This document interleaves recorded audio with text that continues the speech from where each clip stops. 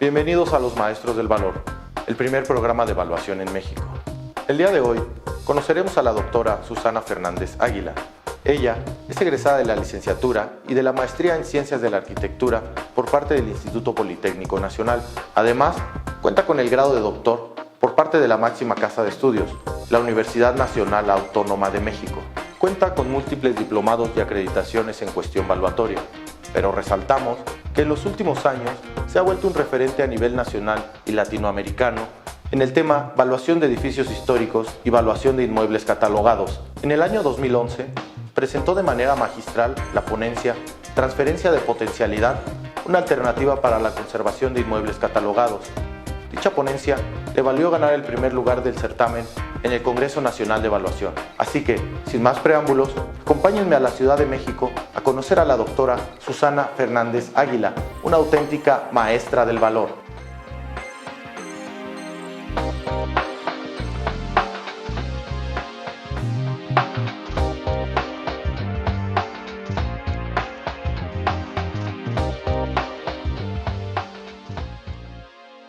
Buenos días a todos.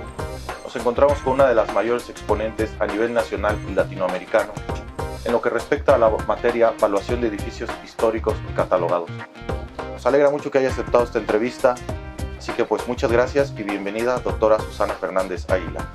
No, pues muchísimas gracias, es un gusto estar aquí en este primer programa que tengo entendido de este gran proyecto que están realizando, y pues para mí es un honor estar aquí y bueno, lo que pueda yo aportar, con mucho gusto.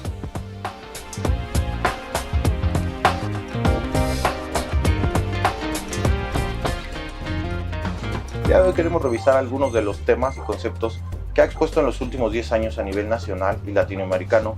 ¿Podría comentarnos qué se entiende por el concepto de arquitectura patrimonial y valor patrimonial? Bueno, la arquitectura patrimonial es el conjunto de edificaciones que nos representa a través de los sistemas constructivos, de la riqueza intrínseca que tienen estos inmuebles y que cumplen con ciertas características por el año en que se generaron las mismas, y entonces son sujetas precisamente por encontrarse en zonas patrimoniales, que es el origen de las ciudades, a ser catalogadas por los organismos que defienden, conservan y preservan estos inmuebles, como es el INAH y el INVA, que vienen derivados de la Ley Federal de Monumentos Arqueológicos y Artísticos. Bueno, pues precisamente esa es la arquitectura que se defiende y se protege por la riqueza que tienen sí las edificaciones y por lo que significa que nos identifica a nosotros como país. Entonces, ¿podríamos hablar que derivado del concepto de valor patrimonial podría o se relaciona con el concepto de capital construido? Sí, bueno, finalmente las zonas patrimoniales, como su nombre lo dice, son las zonas que son el origen de las ciudades y que se conservan y que se tienen que proteger precisamente por lo que significan, por el contexto urbano, arquitectónico, social, económico, político, y entonces conforman toda un valor intangible que a primera instancia no podríamos aquilatarlo más que en lo físico, porque sí es tangible, que son las construcciones mismas. Entonces, de acuerdo a los sistemas constructivos, a los acabados que tienen y por estar en estas zonas patrimoniales, pues precisamente se puede aquilatar en primera instancia el valor físico de estas construcciones, el tangible.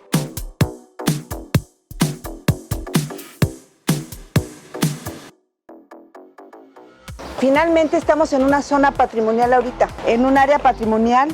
Estas colonias, hablando de la Condesa y de la Roma, son áreas patrimoniales de la delegación Cuauhtémoc.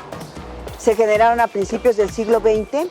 Y fíjense un dato curioso, en el último periodo de Porfirio Díaz, el festejo del primer centenario, pues obviamente tenía que hacer varias obras, tenía que hacer varios monumentos, y entonces contrató muchos profesionistas de Italia, de Francia, de Inglaterra, y vinieron aquí a hacer estas obras.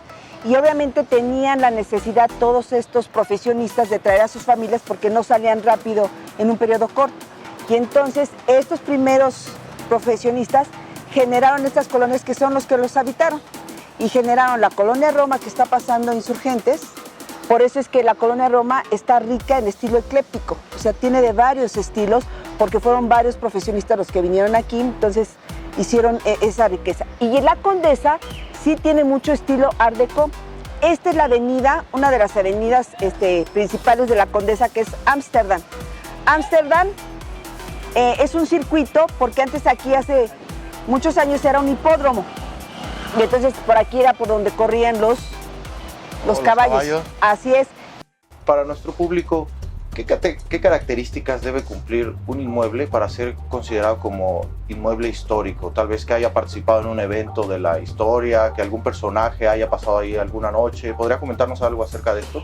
Hay dos connotaciones, ¿no? Se puede hacer en función por el periodo en el que se generó, por el sistema constructivo que tiene, por los hechos históricos que se pudieron haber producido ahí, por la relevancia que tiene en cuanto a la riqueza vanguardista o de sistema constructivo propio de las construcciones.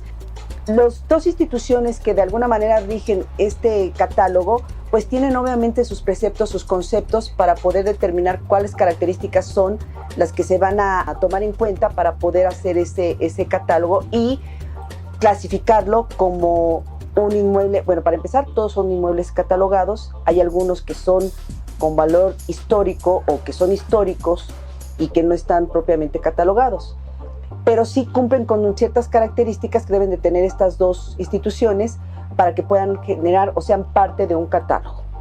Entonces, no necesariamente quiere decir que si no cumplen con estas características no pueda ser un inmueble que tenga una relevancia, como es la pregunta que me está haciendo, que sea con una clasificación de histórico, que sea por un hecho o que sea por la relevancia. Entonces, definiendo y resumiendo, se pueden dar por dos vertientes: por la misma riqueza arquitectónica o en conjunto que tenga físicamente el inmueble, por el periodo en que se generó o porque ahí se realizó algún hecho propio o relevante para el país.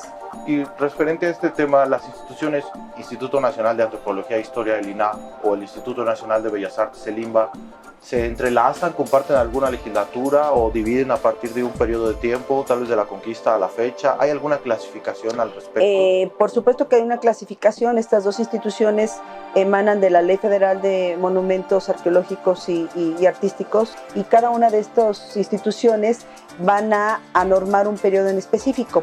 El Instituto Nacional de Antropología e Historia va a regir o a normar del siglo XVI al siglo XIX.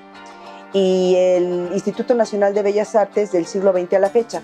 Hay algunos inmuebles que se generaron a finales del siglo XIX, comparte el INAH. Referente a normatividad, ya sea nacional e internacional, ¿podría comentarnos un poco desde la Carta de Atenas de 1933 hasta la Carta de Washington 1987?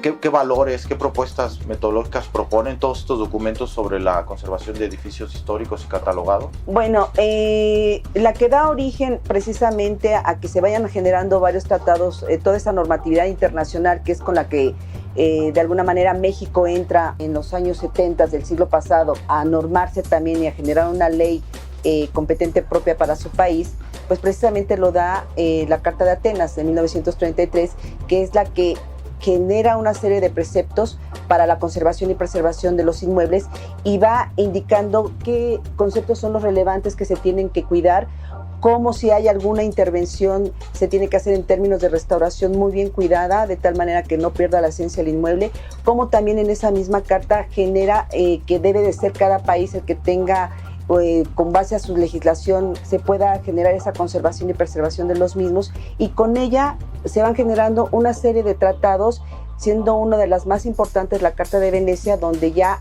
genera muchos preceptos muy particulares que a la fecha es lo que las siguientes cartas han estado pues abonando, bordando en lo mismo, de tal manera que se da en cada país ya propiamente una legislación como es en nuestro país, y de ahí se desprenden precisamente de esas leyes, con base a esos tratados y en lo que ha ido abonando, se generan precisamente estas dos instituciones de las que acabamos de hablar, que es el INE y el INBA, y de ellas, hablando ex profeso de nuestro país, pues ya localmente en cada uno de los estados se puede generar también ciertas normas, ciertos preceptos ya muy específicos de cada uno de estos locales que va abonando.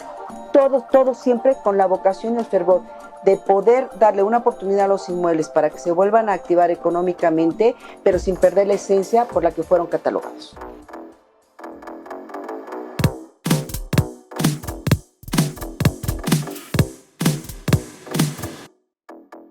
Miren, aquí lo podemos ver, aquí lo tenemos, es el matiz. Vean el estilo Art Deco que tiene el inmueble. Esa es una clásica edificación de Art Deco donde tiene una reutilización.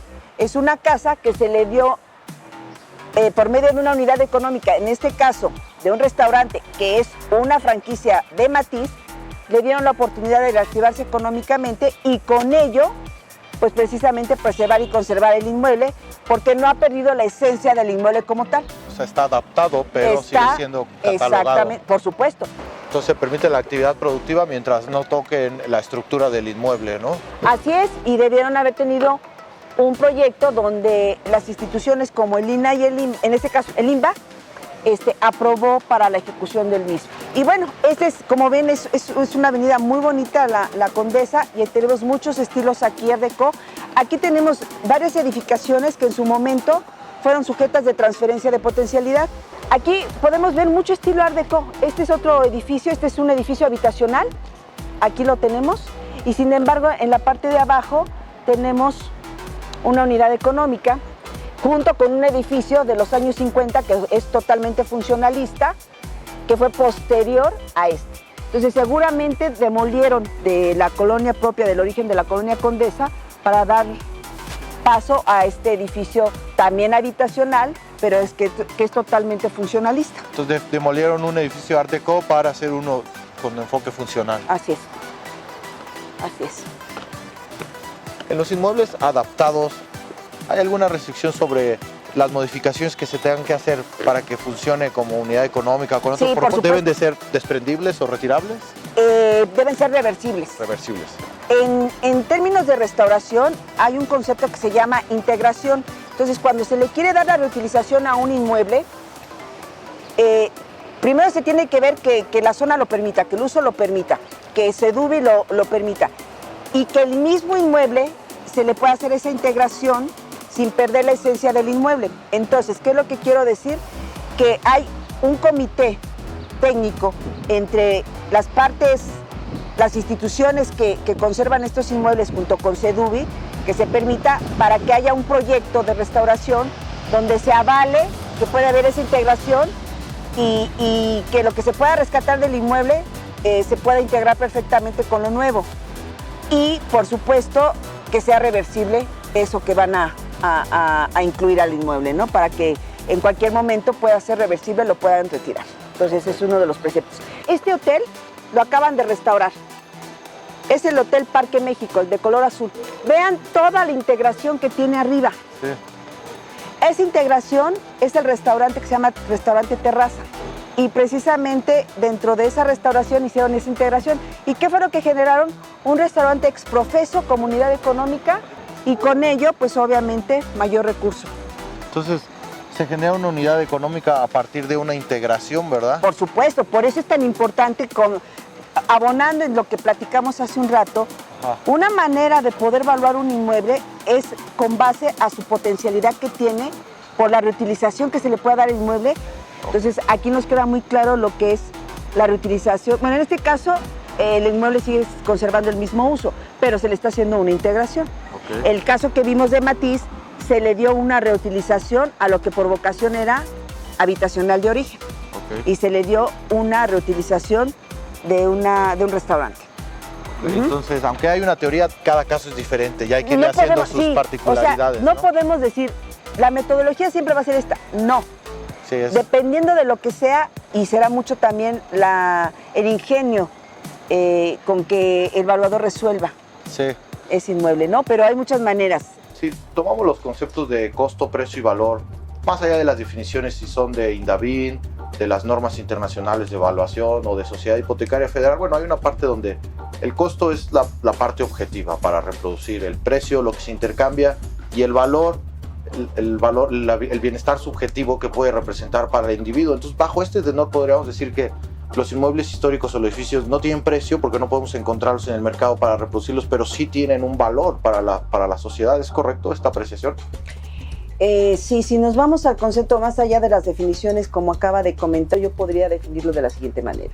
El costo es dinero para producir, precio es dinero en que se oferta un producto, valor es dinero que se está dispuesto a pagar por un producto en función del beneficio que va a obtener por la deseabilidad que se tiene del mismo. Con base a eso, perfectamente los inmuebles históricos caen en estas tres definiciones. Hay un costo de reproducción, que es ponerlo tal cual como fue en un inicio. Hay algunos que se pueden ofertar, si esa fuera la situación, pero su precio de salida sería precisamente por lo menos el de reproducción, con un valor adecuado del terreno en el que se encuentra. Y el valor lo que se está dispuesto a pagar por ello, porque la sociedad lo reconoce. Un inmueble histórico es como una obra de arte, en algunos casos, no en todos, porque hay muchas formas de poder evaluar un inmueble histórico. Hay 1000 formas de evaluar un inmueble histórico. Yo la alternativa, o sea, donde va la metodología que yo aplico en algunos casos, es que los inmuebles, por supuesto, tienen un valor siempre y cuando se reconozca en el mercado. Y si es un valor en el que en un momento dado se va a llevar como una subasta, este es mi precio de salida, y hasta lo que se esté dispuesto a pagar, esa diferencia es el intangible que muchas veces no podemos aquilatar o no lo podemos llevar a cabo en una metodología. O a veces hay metodologías muy respetables que llegan a un factor de ajuste para aplicárselo al valor comercial. Pero si el mercado no lo reconoce, no pasa nada con ese factor de ajuste. ¿Qué métodos hay? Uno de ellos es el de subasta, que nos lo acaba de comentar, y antes de pasar a transferencia de potencialidad, que lo vamos a tratar de manera separada, ¿qué otros métodos nos podría comentar sobre evaluación de edificios históricos? Las metodologías que hay, bueno, tenemos muchas metodologías, desde cómo asegurar el inmueble, cómo hacer una reexpresión de estados financieros, es precisamente en base al enfoque físico. Y el enfoque físico en cuestión de las construcciones lo va a normar el valor unitario de reproducción, con el demérito que pueda tener este valor de reproducción con base a la cura de restauración. Ese es un primer escenario para inmuebles donde nada más se necesita encontrar el valor de las construcciones, porque se tiene que hacer un aseguramiento o una reexpresión de estados financieros. En cuestión de valor de mercado, bueno, pues hay varias metodologías. Hay una que es como unidad económica, y como unidad económica es negocio en marcha, lo que está produciendo el inmueble. Tenemos infinidad de inmuebles históricos catalogados o patrimoniales que actualmente son unidades económicas. Entonces, se pueden medir su valor en cuestión de su rentabilidad. ¿Cuánto es lo que produce el inmueble para poder estimar el valor de la propiedad? Ahí habrá que hacer una distinción. Tenemos el valor físico contra el valor de rentabilidad, contra el enfoque de ingresos. Entonces, ahí podemos tener una diferencia. Hay el que comentaba, que es el de transferencia de potencialidad, donde se traslada el remanente que tiene un inmueble de acuerdo con el uso de suelo actual, con lo que está permitido que puede hacer, pero que no puede utilizar por estar catalogado. Entonces, traslada ese remanente a un fideicomiso para que pueda tener la oportunidad que le regresen un presupuesto para poder restaurar su propiedad, y en función de eso poder conservarla y preservarla. La transferencia de potencialidad más bien se utiliza para obtener el valor del terreno, pero a las personas que van a comprar la potencialidad, para poder determinar en cuánto se le tiene que vender el valor por metro cuadrado de terreno en función de para lo que lo va a utilizar. Se hace un proyecto de inversión. Ahí entonces estamos hablando de hacer un proyecto de inversión para poder estimar por medio de un residual dinámico, poder estimar el valor residual del metro cuadrado de terreno.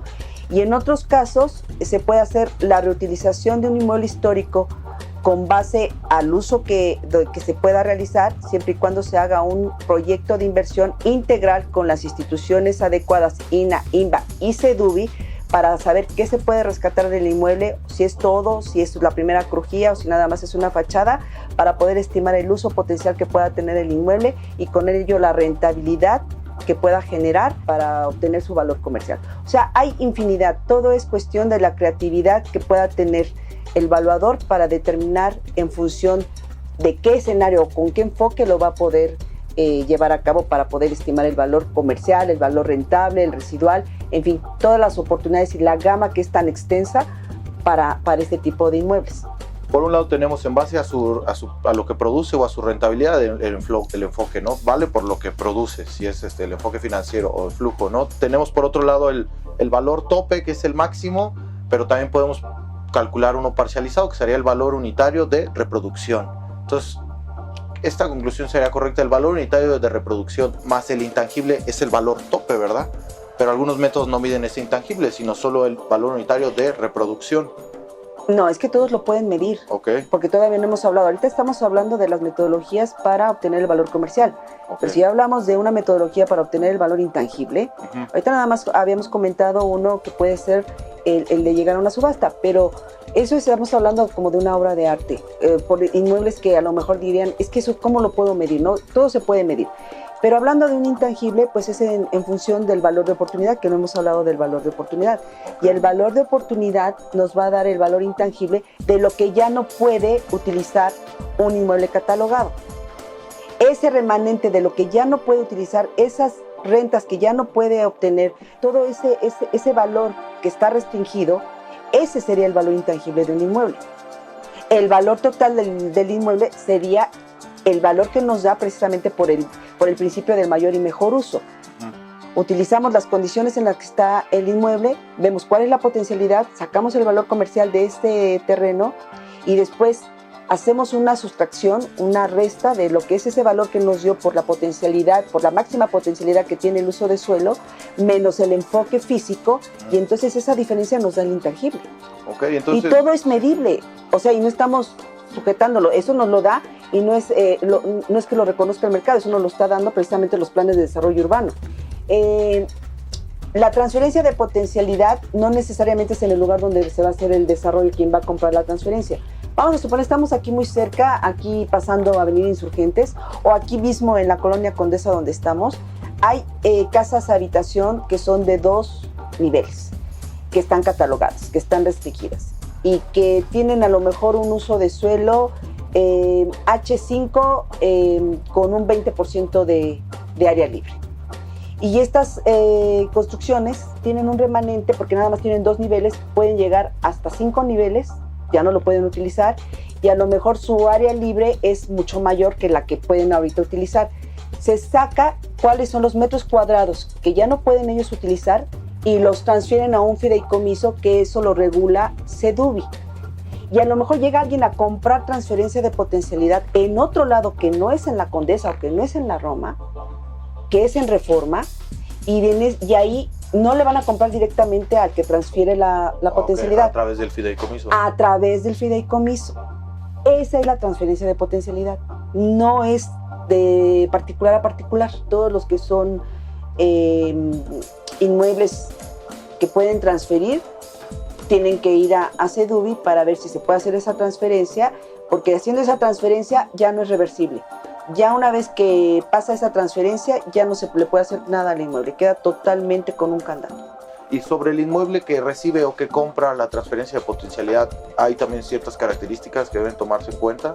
Sí, primero que pueda comprar transferencia. También llevan un proyecto ejecutivo a SEDUBI para decir que quieren comprar. Todos los que fueron en el corredor Reforma, todos los edificios del corredor Reforma, compraron potencialidad.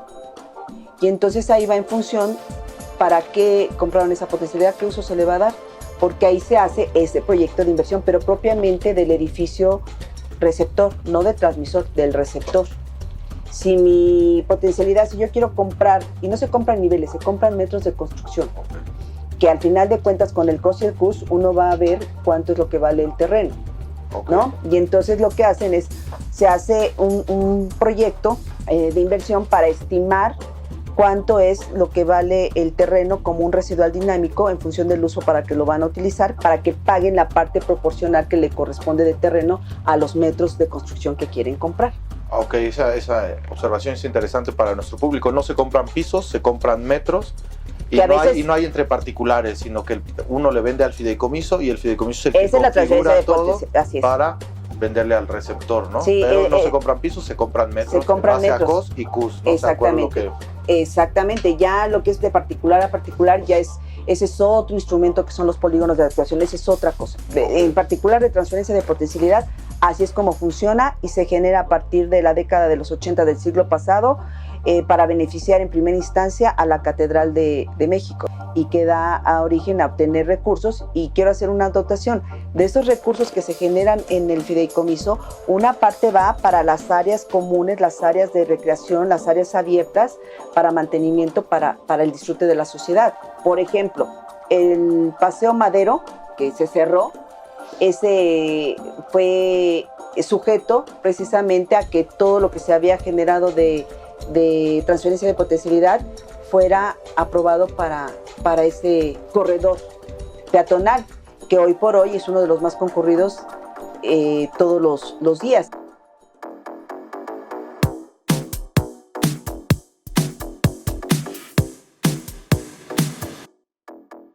No, esto que acabamos de comentar sobre que cada caso es diferente, también es parte o el concepto que da idea o nombre a nuestra primera temporada, que es saber evaluar, es saber pensar, ¿verdad? Porque cada caso es diferente. Sí. Esa es la idea, lo que busca explicar. De entrada cada inmueble es diferente, no lo podemos evaluar igual. No podemos decir, para empezar, no podemos decir que el valor de reproducción es el mismo, aún en esta colina, lo que acabamos de ver, sí, de un edificio a otro. Claro. Son diferentes, ¿por qué? Porque el nivel de acabados, de materiales, es muy, muy diferente, no se puede generalizar, ¿no? Por eso es tan importante partir que este tipo de inmuebles lo tiene que reconocer el mercado. Si el mercado no lo reconoce, de nada vale que hagamos una metodología donde lleguemos a un factor de ajuste si el mercado no lo va a reconocer. Sí, es importante en la evaluación. El mercado tiene que validarte, ¿no? Por supuesto. Como verificar el modelo. Por supuesto. Entonces, si no hay un mercado que lo acepte, pues uno puede llegar a valores que simple y sencillamente no son acorde a la realidad. Porque tan malo es como quien desprecia porque no le gustan, como tan malo es que alguien diga, es que a fuerza debe tener un valor excelso. No, tenemos que llegar al valor que deba de tener. Sí, claro.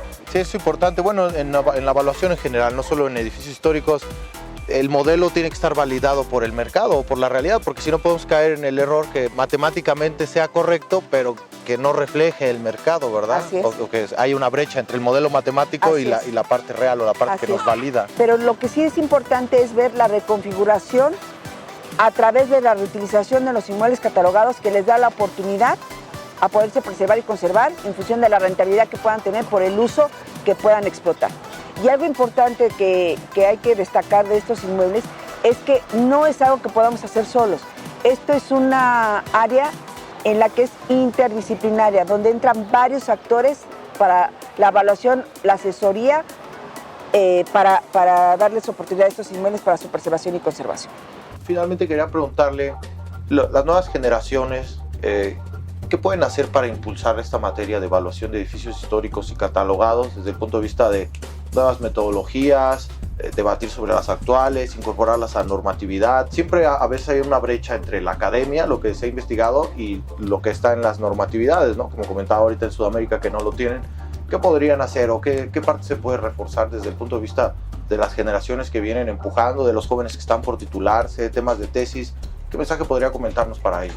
Bueno, primero, que haya un conocimiento de que esto es algo muy especializado, que se necesita estudiar muchísimo, que se necesita trabajar sobre esto, que se necesita uno prepararse, porque hay veces que hasta en una metodología tradicional nos cuesta a veces trabajo de saber cómo hacerla bien. Un enfoque físico, un enfoque de mercado, donde a veces los comparables no se tiene muy preciso cuáles son los factores de homologación que hay que aplicar. Obviamente en este tipo de inmuebles está nulo ese enfoque porque no hay comparables, y si los hubiera, en el caso que los hubiera, habría que hacer el avalúo de cada uno de esos comparables para poder ver si realmente se puede hacer una homologación contra ellos. ¿Cuál es la recomendación? La recomendación es que haya más cursos de este tipo.